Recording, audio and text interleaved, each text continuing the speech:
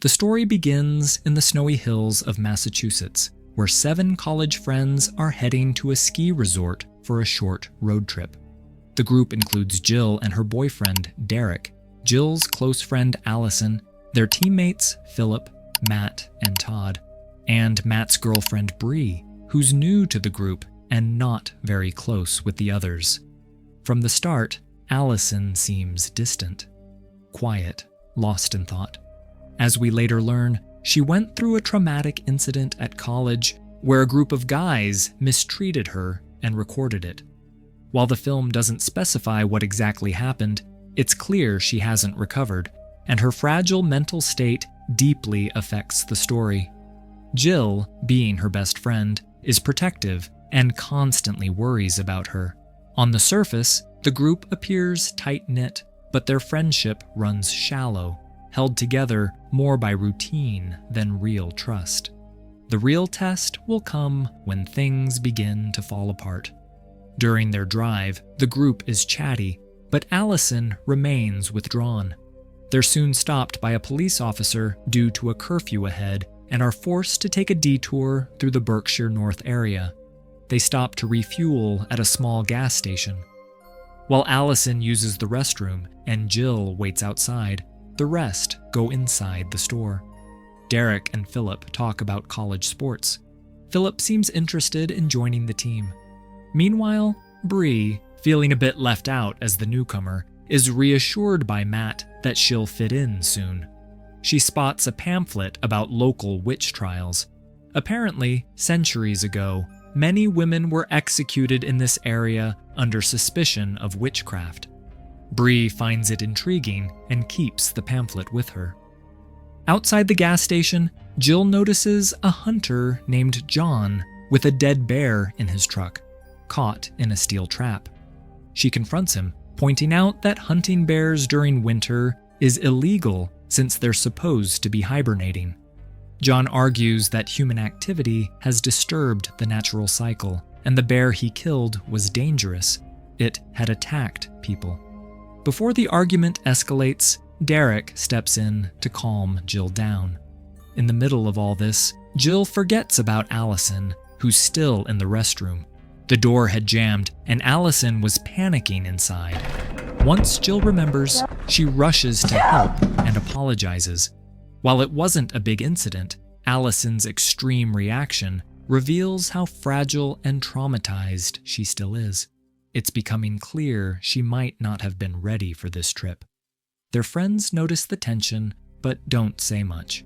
They all get back in the car, and Todd suggests a shortcut through the forest. Though Jill is hesitant, Todd insists it'll save time, and the group reluctantly agrees, even though the path is marked "No trespassing." As they drive deeper into the woods, Philip texts Jill, asking why she hasn't told Derek the truth yet. Jill ignores the message, but there's clearly something going on between them. During a turn, Bree starts reading the pamphlet she picked up earlier. It's a disturbing local tale. According to it, years ago, a girl began acting strange, suffering hallucinations and violent fits. People believed she was a witch, and she, along with 12 other girls suspected of dealing with the devil, was hanged. The group laughs it off, treating it like a creepy campfire story. But this innocent moment of fun will soon turn into something far more terrifying. Back on the trail, the road becomes rough and remote. Jill voices her concern again, but Todd pushes everyone forward, confident that they're on the right path. Eventually, Derek drives ahead, leading them deeper into the forest. Meanwhile, we see the same hunter from earlier roaming the woods with his rifle.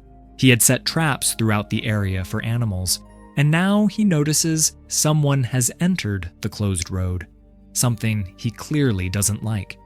We'll understand why later. Back with the group, it's been over an hour on this path, and they still haven't found the main road. Everyone's starting to realize they might be lost. Allison seems especially unsettled. A sudden caw from a crow startles her badly. Hours pass. They're still circling around in the same stretch of forest. Tensions rise. Derek finally snaps and tells everyone to check their phones for signal so he can pull up a map. At that moment, Allison is asleep.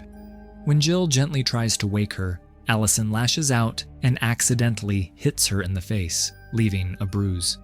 She apologizes, clearly didn't mean it, but it's another sign of her fragile state. Then, in the chaos, Derek loses focus, and the car ends up sliding into a ditch. Todd takes responsibility for the wrong turn, and the group lays into him. Derek, still angry, joins in. But eventually, they all calm down and decide to work together to dig the car out of the snow. As they begin clearing snow, Jill steps away to relieve herself. Philip follows her, trying to talk. He brings up their secret again. Why hasn't she told Derek yet?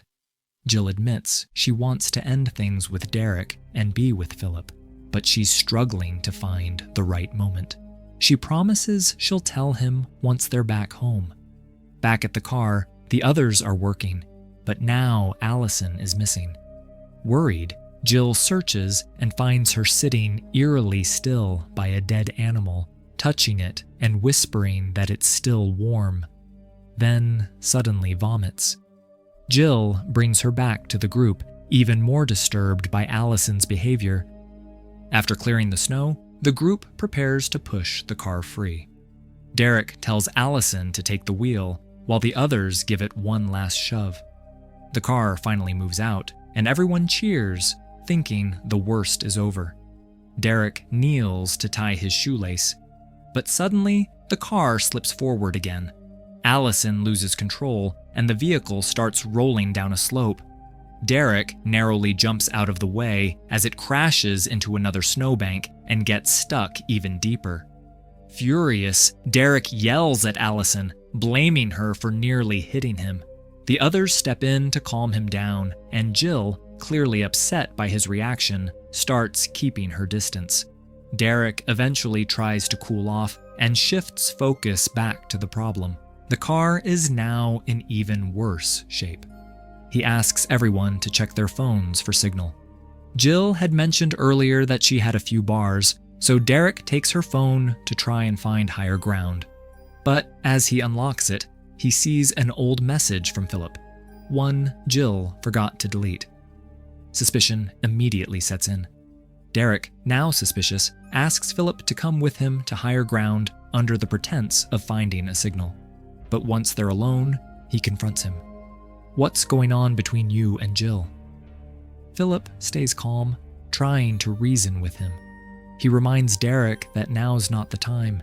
They need to focus on getting out of this mess before it gets colder and darker. But Derek isn't letting it go. He warns Philip that once they're back, he'll make sure his team application and scholarship are canceled, basically ending Philip's future at school. That hits Philip hard, but he fires back. He threatens to tell Jill the truth about the night Allison was assaulted, that Derek was there and did nothing. Shocked, Derek asks how he knows. Philip says Derek's own teammates talked. Derek insists he didn't take part, but Philip points out that he didn't stop it either, and when Jill finds out, she'll leave him. He adds that Derek's recent outburst at Allison only makes him look worse. The threat is clear, and Derek stays silent. They walk back together in tense silence. As night falls, the group decides to stay inside the car. It's the only safe place. Bree, however, is starting to resent Matt's friends. Jill checks the roadside kit in Derek's vehicle, but it's nearly empty. With no help in sight, someone needs to go. Todd volunteers, feeling responsible for getting them stuck here in the first place. Jill protests that he shouldn't go alone. That's when Allison unexpectedly says she'll go with him.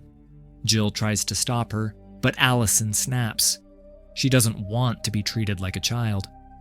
Todd hugs his brother Matt goodbye and tells everyone to stay safe. Then he and Allison head out into the freezing dark. Sometime later, the rest of the group, Derek, Matt, Philip, Bree, and Jill, remain in the car with the heater running. Suddenly, they hear strange noises outside. It's unclear what it is, maybe just an animal, but it's enough to put everyone on edge. Then, Bree sees something through the fog. As Derek switches on the headlights, everyone is stunned. Allison is standing outside, covered in blood, looking dazed and distant like she's possessed. They rush her inside. Matt immediately asks about his brother, but Allison is in shock. Then she begins seizing. While Jill holds her, Bree reaches for Allison's meds, but Allison suddenly bites her finger. Bree screams and recoils, right into a skiing pole lying nearby, which impales her neck. Panic erupts. Bree's finger is badly injured, and now she's struggling to breathe. Philip warns her not to move, fearing the pole might be the only thing keeping her from bleeding out. But in her panic, Bree shifts, and the pole slides out. Blood gushes. Philip tries to stop the bleeding, pressing bandages to her neck and hands. But Bree falls unconscious. It all happens so fast that no one can fully process what just went wrong. Back in the car, Allison begins making strange, inhuman noises. Derek immediately blames her for the chaos, convinced she's the reason everything is falling apart. Matt, worried for his brother, insists on going into the forest to search for Todd. When Jill tries to stop him, he snaps, "If it were your brother out there, wouldn't you go too? No one's coming to help us." With that, Matt heads out alone into the dark woods. Inside the car, fear begins to turn into suspicion. Derek and Philip start believing that Allison might actually be possessed. Jill strongly disagrees. She believes Allison is just mentally unwell, not evil. Philip adds that his own brother used to have seizures too, but nothing like this. Derek, on the other hand, is losing patience.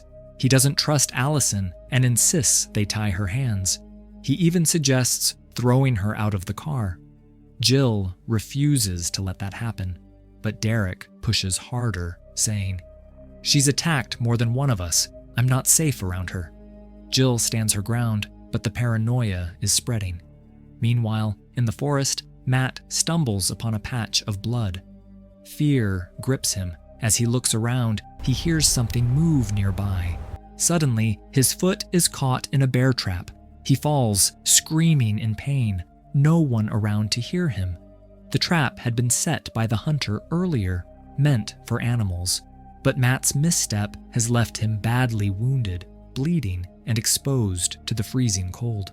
Back at the car, Derek begins tying Allison's hands. In a dazed voice, she murmurs, "I saw you." Her words send a chill down Derek's spine. Philip goes outside to collect more snow for Bree. While he's gone, Derek lies to Jill, claiming that Philip knew about the video of Allison's assault and that he was there the night it happened. He wants Jill to lose trust in Philip. The manipulation works. Jill is visibly shaken. Moments later, the car engine dies. The heater, keeping them alive in the freezing night, goes with it. Meanwhile, Matt is still trapped and in agony. Desperate, he smashes the trap's chain with a rock until it breaks. Barely conscious, he drags himself through the snow. Eventually, he sees a faint light, and when he reaches it, he finds Todd's dead body. The sight breaks him. He weeps beside his brother. Back in the car, Jill lights a candle from the emergency kit to fight the cold. But Allison continues making eerie noises, pushing Derek further toward rage. Allison's unsettling sounds grow louder, and Derek snaps, demanding Jill make her stop. Jill, already on edge, argues back. When Derek tries to shut Allison up with duct tape, Jill physically stops him. In the middle of their fight, Allison suddenly mutters, "You're all going to die. I'm sorry." That's the last straw for Derek. He tries to throw her out of the car, but Jill grabs a screwdriver and threatens him, forcing him to back off. Philip steps in, trying to calm everyone down. Just then, they hear Todd's phone ringing somewhere in the woods. The group rushes out to check, leaving Bree and Allison alone in the car. As soon as they're gone, Allison starts violently banging her head against the window, waking Bree. Horrified, Bree tries to remove the ski pole lodged near her neck to defend herself, but Allison moves in closer, and we only hear their screams. What happens inside isn't shown, but the sounds are terrifying. Jill hears the screams and runs back, slipping along the way. Philip tries to help her, but she angrily pulls away. He realizes Derek must have poisoned her against him and tries to explain. Whatever he told you, it's a lie. Jill rushes to the car, but it's locked. Derek has the keys. Meanwhile, Derek, now alone, finds Todd's phone. But before he can call for help, Allison appears. "You left me?" she says coldly. Terrified, Derek hides behind a tree. He hears movement and stabs blindly with the screwdriver, only to discover he's killed Philip, who had come for the car keys. Now, Philip is gone too. Jill smashes the car window and climbs inside, only to find Bree dead and Allison missing. Derek shows up moments later, panicked. When Jill demands to know what happened to Philip, Derek just mumbles, "Allison's going to kill me."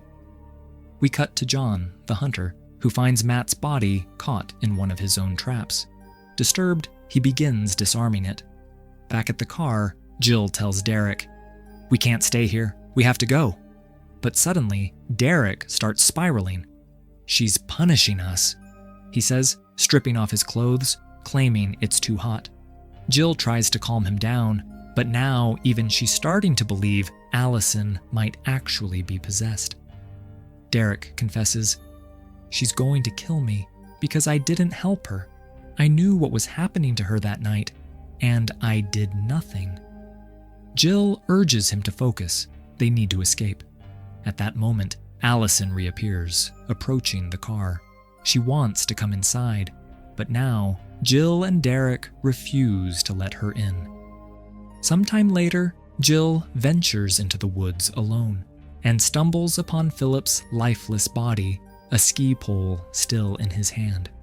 The sight shakes her even more. Just then, she spots car headlights in the distance and gathers the courage to move toward them. But suddenly, Allison steps out in front of her. Terrified, Jill falls to her knees, begging, "Please, let me go." But Allison, calm and confused, asks, "What's wrong with you? Why are you doing this? I just want to go home." But Jill, consumed by fear and paranoia, attacks her, believing Allison is possessed, and kills her. Moments later, John the Hunter arrives and tries to stop her, but it's already too late. By now, the rest of the group has met tragic ends. Derek died in the car from cold and guilt. Todd was mauled by an animal. Matt froze to death in the woods. Philip was accidentally killed by Derek, and Allison, killed by Jill in fear. By morning, the police arrive. An officer asks Jill why she killed Allison.